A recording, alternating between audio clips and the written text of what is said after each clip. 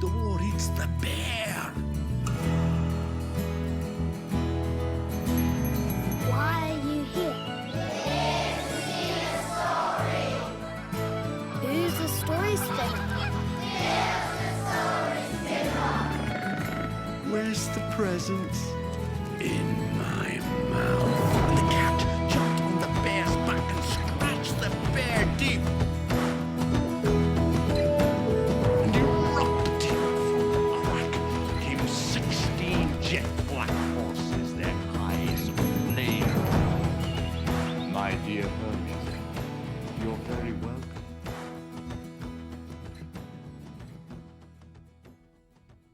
Once, long ago, in the vasty land of China, there was a little girl, and her name was Chung Yi-ling.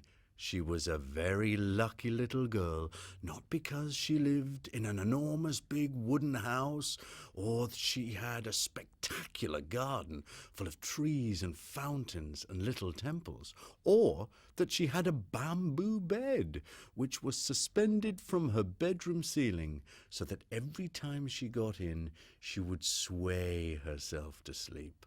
Oh no. She was lucky because she had a servant called Mr. Wah, and Mr. Wah was the best storyteller in her whole town.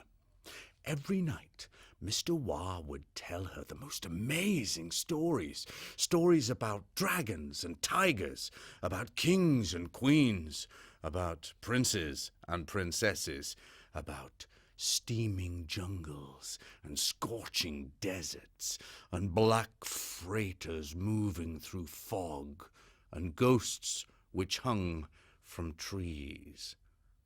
But after every story, Mr. Wah would say to her, "Now, Chung Yi-ling, I've told you the story. Now, you must pass the story on. Never keep the story to yourself. Always tell other people." And Chung Yi-ling would say, "Yes, I will, Mr. Wah. Good night, Mr. Wah. Good night." And Mr. Wah would pad over to the door, take his walking stick, and leave the room. But Chung Yi-ling would not go to sleep. Her eyes would be open. She would be searching the darkness for the stories. Because you see, sometimes if you tell a story, when the story is over, it remains floating in the room. Chung Yi-ling would sneak out of bed and stalk the stories, and when she got close, she would grab them. Gotcha, gotcha. Leave me alone, Chung Yi-ling, leave me alone. I'm lifted. And she would move over to the end of the bed where there was a big wooden box. She would open the box and stuff the story in. "Oh, Chung Yi-ling, don't put me in the box, don't put..." She would sneak up on the other one. Gotcha. "Oh, Chung Yi-ling, please, leave me alone. Let me go, let me free, Chung Yi-ling, let me free." Every night, Mr. Wah would tell her a story. Every night, she would capture the story and put it in a box. Sometimes, when she went to school, her school friends would come and say, "Hey, Chung Yi-ling, you know me, yeah? Well, you know my friends, yeah? Well, you know you, yeah? Well, you got a servant called Mr. Wah who tells you stories. Well, could you ask him, can he tell us stories?" And Chung Yi-ling would say, "No, he's my servant. Get your own if you want stories." And then a girl may come up and say, "Chung Yi-ling, you know that you know loads of stories now. Could you tell us a story yourself?" And Chung Yi-ling would say, well, hold on, let me think about it. No."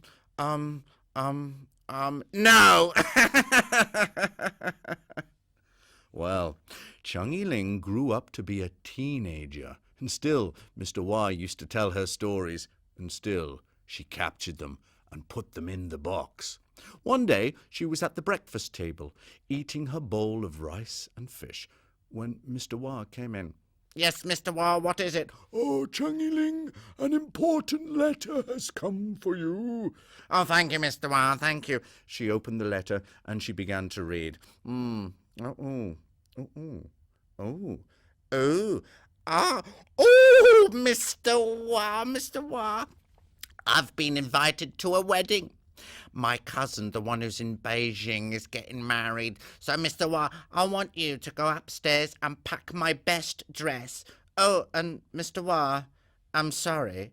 The invitation is only for one. You're not coming. Well, Mr. Wah padded up the wooden stairs to her bedroom. He went to her bedroom door and opened it.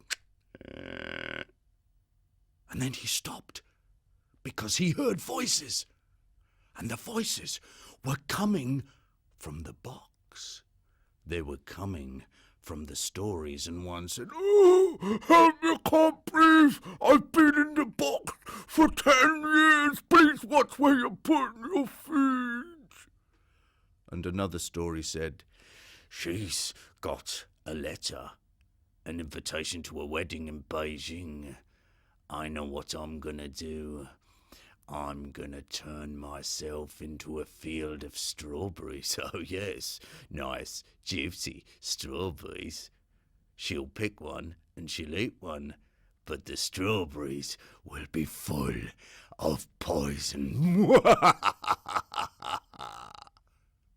The second voice said, "I'm going to turn myself into a bed, a beautiful, soft feather bed.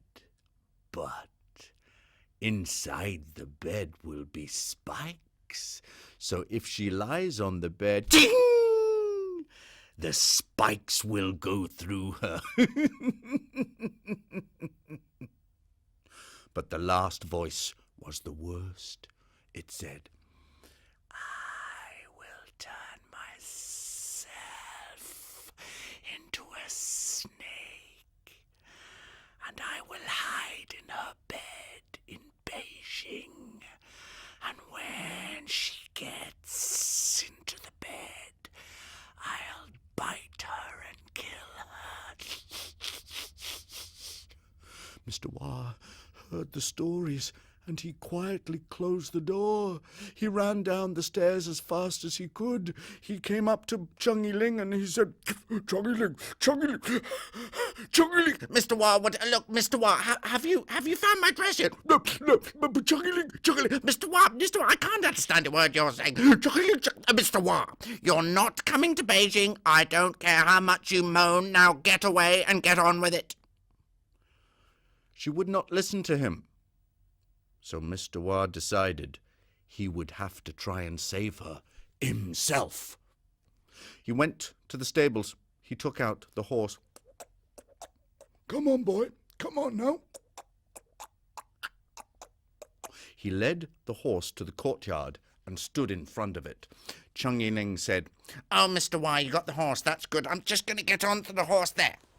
Now, Mr. Wah, give me the reins of the horse, because I'm going to ride to Beijing myself, because I'm allowed to. Give me the reins, Mr. Wah." But Mr. Wah did not give her the reins. Mr. Wah pulled the reins and started to lead the horse out of the courtyard. Mr. Wah, I told you to give me the reins of the... Are you listening to me? Mr. Wah? Mr. Wah? Mr. Wah? Mr. Wah? Mr. Wah? Mr. Wah? Mr. Wah? Mr. Wah? Oh, Mr. Wah. When I get to Beijing, I'm going to have a word with you. Mr. Wah led the horse down the dusty road to Beijing. And after a few hours of journeying, Chung Yi-ling got very, very thirsty because the sun was beating down on her. And she said, "Oh, Mr. Wah, I forgot to bring any water. Oh, I hope we get near a river soon. Oh, Mr. Wah, look over there. There's a field of strawberries. Beautiful, lovely, delicious strawberries. Mr. Wah, I want you to stop by the field of strawberries so I can pick one and eat one." But Mr. Wah knew he didn't stop. He pulled even harder and ran with the horse. Mr. Wah, Mr. Wah, Mr. Wah, we're going past the field, Mr. Wah, Mr. Wah, we're going past the field, Mr. Wah, Mr. Wah, Mr. Wah, Mr. Wah, Mr. Wah. He stopped running and started walking. Mr. Wah, when we get to Beijing, I'm really going to have a word with you. Well, on and on and on they travelled until they came to a bamboo forest. They passed through the forest and out the other end, and it was so hot that the sides of the mountains that were covered in green jungle were made black by the sun. Chung Yi-ling was so tired. She said, Oh, Mr. Wah, we've got to stop for a minute. I want to have a little nap, but then we won't get to Beijing in time. Or what am I going to do? and then she saw something. Oh, Mr. Wah, look over there. By that little babbling brook, there's a willow tree bending over, and underneath the willow tree, would you believe it, Mr. Wah, is a beautiful feather bed. Oh, Mr. Wah, I want you to stop by the feather bed. But Mr. Wah did not stop. He pulled the horse even faster. Mr. Wah, stop by the feather bed. Mr. Wah, you're going past the feather bed, Mr. Wah. Mr. Wah, we're going past it, Mr. Wah. I'm really going to have a word with you in Beijing, Mr. Wah. Well, the night came down as they reached the large gates of Beijing, and the soldier said, Halt! Where are you going? We're going to my cousin's house. She's getting married. She lives on the street of the Singing Kettles. You may go in. The streets of Beijing were silent as the horse clopped over the cobbles, and soon they heard music coming from the cousin's house. They reached the street of the Singing Kettles, and lanterns were strewn across from rooftop to rooftop. Mr. Wah knocked on the door, and the cousin herself opened the door. Oh, Chung Yi-ling! Oh, thank goodness you could make it. Come in and dismount from your horse so you can join the party. Yes, cousin, I will. It's lovely to see you, Mr. Wah. Get on your hands and knees. You're going to be my footstool to help me get off the horse. She got off the horse, and she bowed to her cousin. Oh, cousin, it's lovely to see you. And you, Chung Yi-ling, you're so grown up. Come, join me. You can sit next to me at the banquet table, and your servant, the venerable Mr. Wah, he can sit at the table nearby and have the best food for the servants.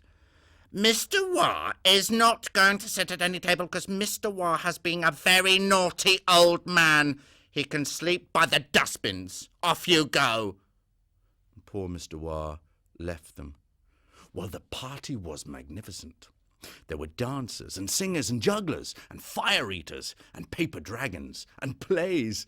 Well, after a while, and after so much food, Chung Yi-ling was so fat she could break a tick on her belly, and she said, Oh, cousin, I feel very tired. Can you tell me where I'm going to sleep?